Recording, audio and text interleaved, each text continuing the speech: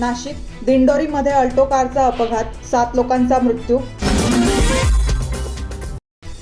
मुंबई विधान भवन परिसरात जितेंद्र आव्हाड आणि गोपीचंद पडळकरांचे कार्यकर्ते भिडले.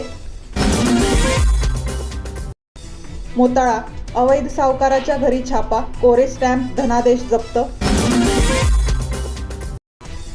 सोलापूर शाईफेक प्रकरण, आरोपी दीपक काटेला जामीन मंजूर. धुळे 4 बांगलादेशींना न्यायालयाने ठोठावला तुरुंगवास.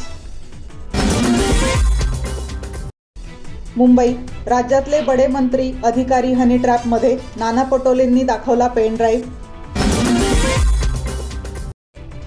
मुंबई हाणामारीची घडलेली घटना अत्यंत चुकीची, मुख्यमंत्री देवेंद्र फडणवीस.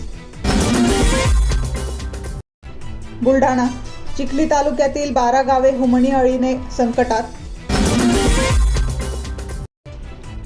मुंबई उद्धव ठाकरे यांनी घेतली देवेंद्र फडणवीस यांची भेट. नागपूर दिव्यांग आयुक्तांचे थेट विधानसभेतून निलंबन.